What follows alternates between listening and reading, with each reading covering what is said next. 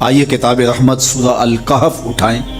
اللہ تعالیٰ نے ایک واقعہ بیان کیا ہے حضرت موسیٰ اور حضرت خضر علیہ السلام کا، کہ حضرت موسیٰ علیہ السلام عزم مصمم کر کے جب چلے تو اللہ فرماتا ہے کہ ہم نے حضرت موسیٰ علیہ السلام کو جس بندے کی نشانی بتائی تھی وہ بندہ ان کو وہاں مل گیا۔ سفید چادر اوڑے حضرت خضر علیہ السلام وہاں لیٹے ہوئے تھے، تو یہ جا کے ان کے پاس کھڑے ہو گئے کہ حضرت میں آپ کی خدمت میں اس لیے آیا ہوں کہ اللہ نے آپ کو جو خصوصی علم عطا کیے ہیں میں ان کو سیکھنے کی غرض سے آپ کی چوکھٹ پہ آیا ہوں۔ کہا تم میرے ساتھ صبر نہیں کر پاؤ گے، معاملے مشکل ہیں، سفر دشوار ہے، منزل کٹھن ہے، اور میرے معاملات ایسے ہیں کہ تم اعتراض کرو گے اس کے بغیر تم رہ نہیں سکتے۔ حضرت موسیٰ علیہ السلام نے کہا اگر اللہ نے چاہا تو آپ دیکھیں گے میں صبر کروں گا اور آپ کے کسی حکم کی کسی کام کی میں نافرمانی نہیں کروں گا، کسی کام کا انکار نہیں کروں گا۔ کہا کہ اچھا شرط یہ ہے کہ جو میں کروں اس پر تم اعتراض نہیں کرو گے، سوال نہیں کرو گے، یہاں تک کہ میں خود ہی نہ بتاؤں۔ تو کہا کہ یہ شرط ٹھہری، میں کوئی بات نہیں کروں گا۔ فانطلقا، دونوں چل پڑے، دریا کے پار جانا تھا۔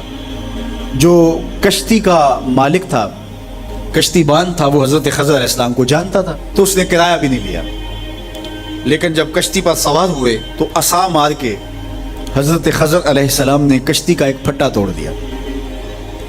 تو بے ساختہ حضرت موسیٰ علیہ السلام نے کہا آپ نے پھٹا توڑ دیا، یہ سارے ڈوب جائیں؟ کہا میں نے کہا تھا نا تم میرے کاموں پہ صبر نہیں کر پاؤ گے۔ تو حضرت موسیٰ کو یاد آیا، کہا میں بھول گیا تھا، اس پر مواخذہ نہ کیجیے۔ پھر دونوں چل پڑے، بچے کھیل رہے تھے، ایک خوبصورت لڑکا وہ بھی بچوں میں کھیل رہا تھا۔ حضرت خضر آگے بڑھے اور اس کی گردن مروڑ دی، اس کو قتل کر دیا۔ صاحب شریعت تھے حضرت موسیٰ علیہ السلام، نہ رہ سکے، پھر بول پڑے ایک جان کو بغیر کسی جان کے بدلے میں قتل کر دیا، اس نے گوایا کیا تھا ہمارا؟ آپ نے بہت ہی جو ہے وہ غلط کام کیا، یہ کام اچھا نہیں کیا آپ نے۔ کہا میں نے کہا نہیں تھا کہ تم میرے ساتھ صبر نہیں کر پاؤ گے۔ کہا ایک موقع اور دے دیجیے، اب اگر میں نے کوئی اعتراض اٹھایا تو پھر دوبارہ مجھے آپ اپنی صحبت میں نہ رکھیے، عذر تمام ہو جائے گا۔ پھر دونوں چل پڑے، یہاں تک کہ ایک بستی میں دونوں آئے تو آپ نے بستی والوں سے کہا کہ ہم مہمان ہیں، آپ ہماری مہمان نوازی کیجیے، کھانا کھلائیے۔ تو انہوں نے انکار کر دیا، کہا کہ ہم تو آپ کو بلایا نہیں ہے، آپ خود آئے ہیں، آپ اپنے کھانے کا خود انتظام کیجیے۔ گزر رہے تھے گلی سے تو ایک دیوار گرنا چاہ رہی تھی، تو جلدی سے اس دیوار کو مرمت کر دیا۔ کہا حضرت ہم اگر چاہتے تو اس پہ اجر لے سکتے تھے، انہوں نے ہمیں کھانا تک نہیں دیا اور ہم ان کی دیواریں سیدھی کر رہے ہیں۔ کہا اب تمہاری میری جدائی ہو گئی، تم نے یہ بھی اعتراض کر دیا۔ تو انہیں یاد آیا کہ وہ یہ بھی اعتراض ہو گیا، اب میں تمہیں بتاتا ہوں کہ یہ 3 کام میں نے کیوں کیے۔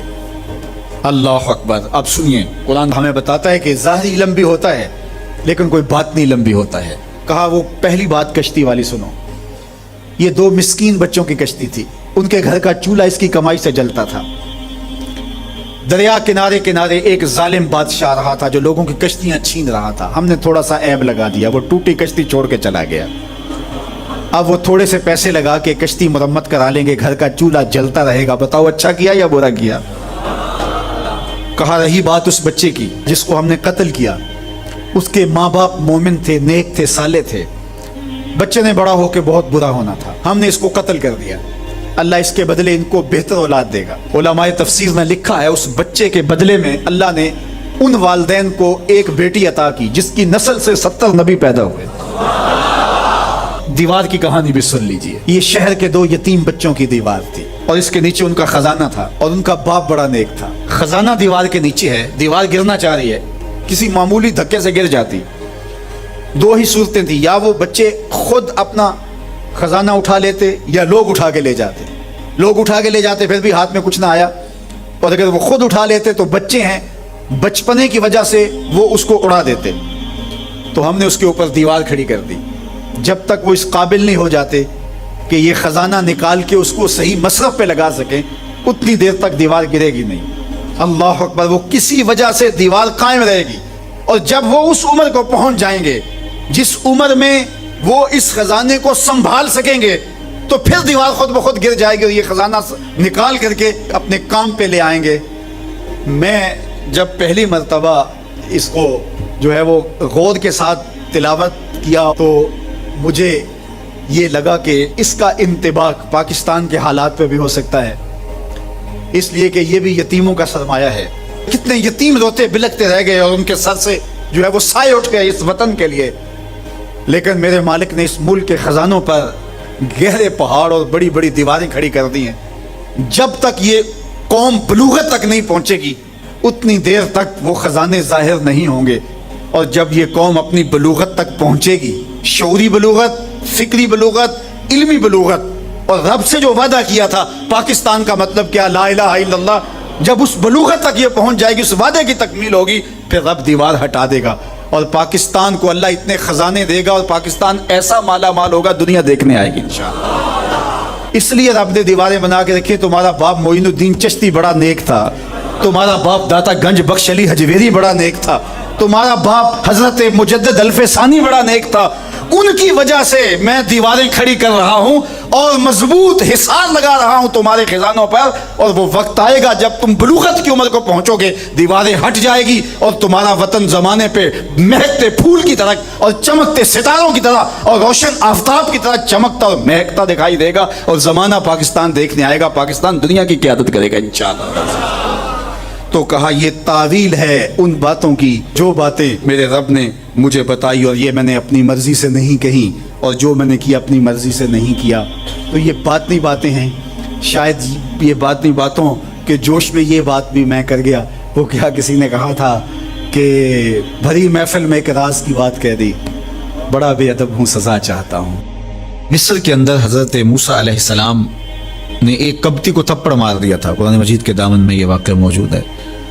تو آپ کی جلالت اور آپ کے زور کی تاب نہ لاتے ہوئے وہ وہیں ڈھیر ہو گیا، اس کی موت واقع ہو گئی۔ تو مصر کے حالات کشیدہ ہو گئے اور حضرت موسیٰ علیہ السلام کو مصر چھوڑنا پڑا۔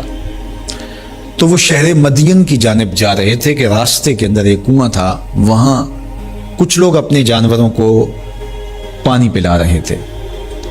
تو حضرت موسیٰ نے دیکھا کہ دو پردہ دار خواتین ہیں، وہ اپنے جانوروں کو ایک سمت لیے کھڑی ہیں، سمجھ گئے کہ مردوں کے ہجوم میں آنا نہیں چاہ رہی، ان کا حیا مانے ہے۔ تو آگے بڑھے اور ان کے جانور ہانکے اور ان کو سیراب کیا اور پھر ان کی جانب ہانک دیے۔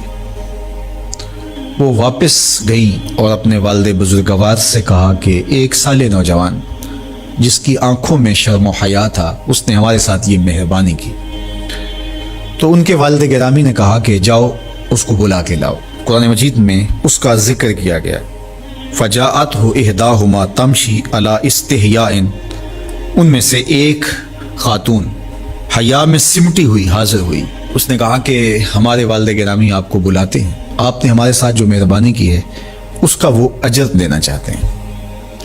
تو حضرت موسیٰ علیہ السلام ان کے ساتھ چلے گئے، اور جب گئے تو یہ گھر تھا حضرت شعیب علیہ السلام کا، اور یہ صاحبزادیاں حضرت شعیب علیہ السلام کی تھی۔